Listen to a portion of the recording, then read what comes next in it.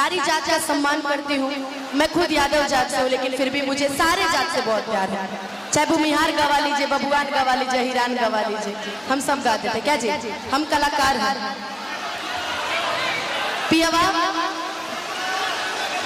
अच्छा कि पटना से चला दवैया रे, कि पियावा नदिया पटना बा,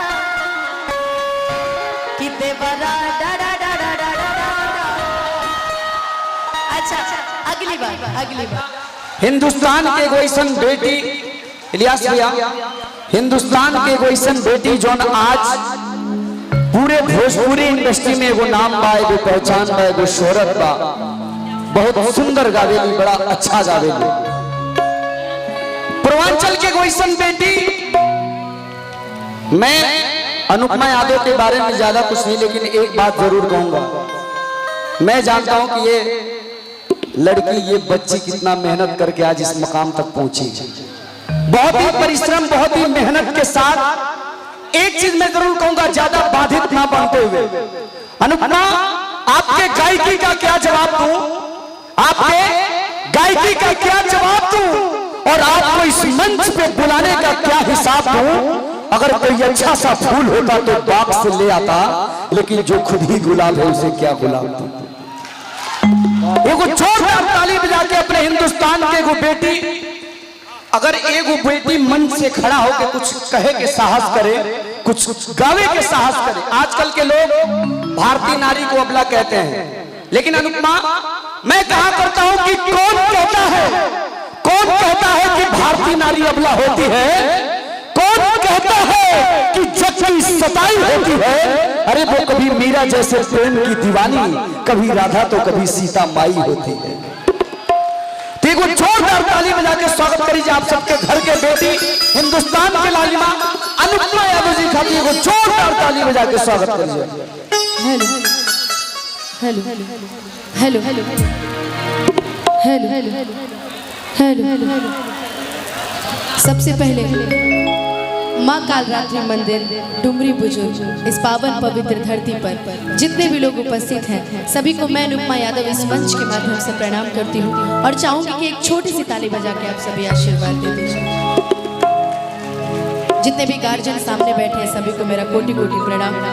हमारे अरशद भैया की पूरी टीम, अभी विशाल गगन जी गा रहे थे, बड़ा सुंदर।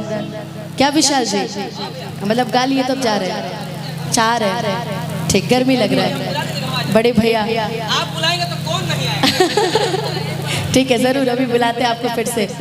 अरशद भैया, जिन्होंने शायद इतनी तारीफ की, मैं लायक नहीं हूँ, लेकिन उन्होंने तारीफ की है, तो इन्होंने देखा है वो चीज़, और इनका आशीर्वाद, चाहे वो मेरे बड़े गार्जियन जितने भी लोग हो, मेरे गुरुजी लोग हो, सभी का आशीर्वाद के कारण और आप सभी के प्यार के कारण मैं यहाँ तक पहुँची हूँ। जितने भी लोग चैनल से आए हुए हैं, सबको मेरा कोटि कोटि प्रणाम है।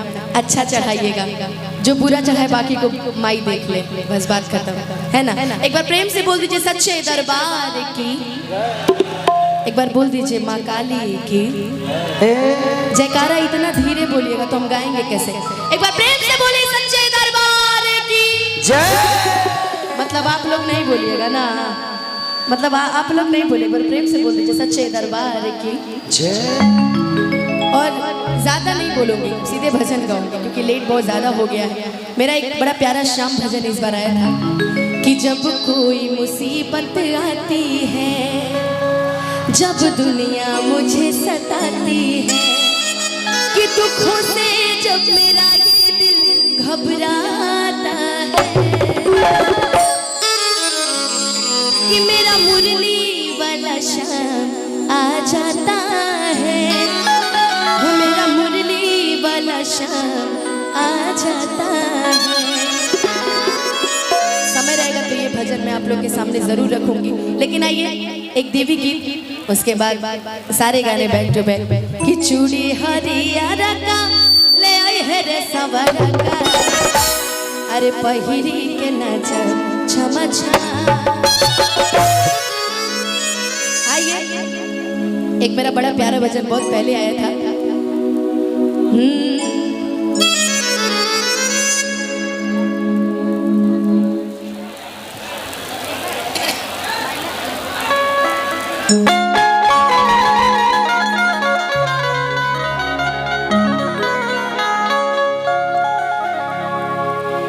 सुनो जी सैया पढ़ती हूँ पैया, मैया जी गई है मोरे अंग नैया।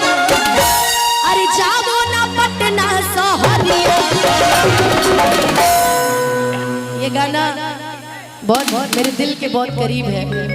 हेलो अभी तो शैलेश सिंह जी हमारे पीछे बैठे हैं, इनके तरफ से, और ये गोरख जी के तरफ से ढेर सारा गोरख जी की तरफ से बहुत बहुत आशीर्वाद पुरस्कार कि जाओ ना पटना सोहरिया।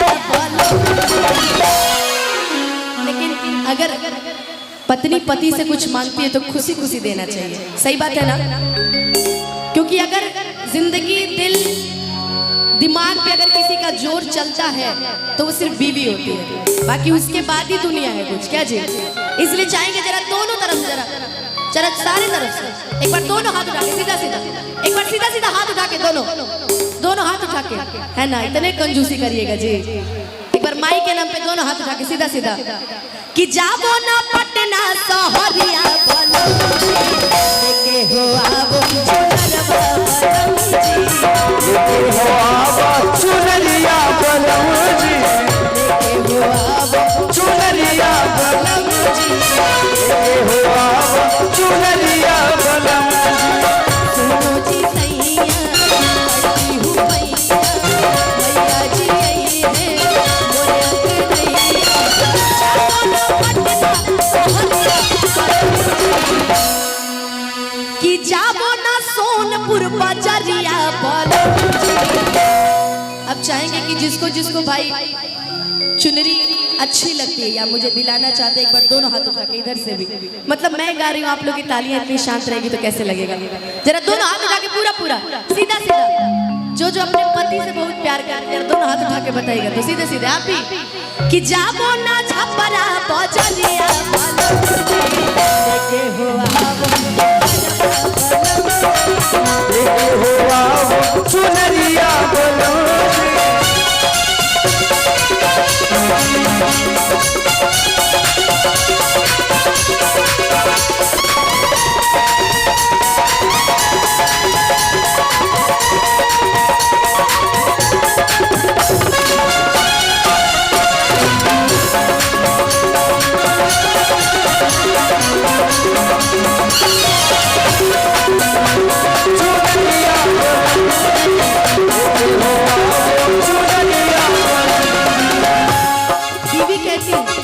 रोज रोज मैया करे तू सपना,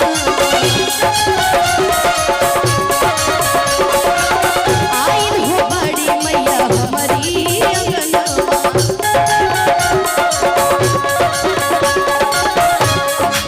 पत्नी कह रही है कि सुनिए जी, रोज रोज मैया करे तू सपना, आई हो बड़ी मैया हमारी अंगना।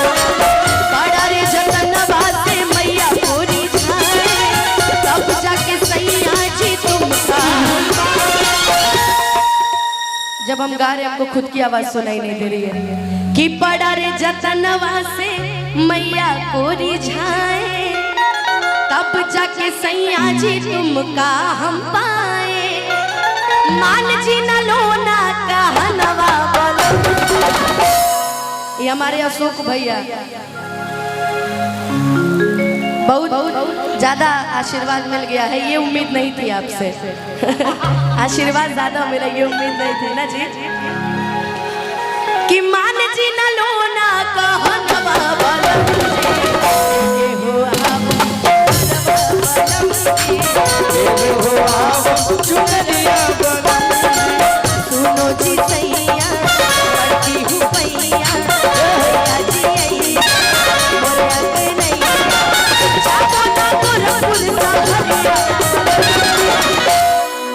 कि जाओ ना छपरा सोहरिया बलम जी।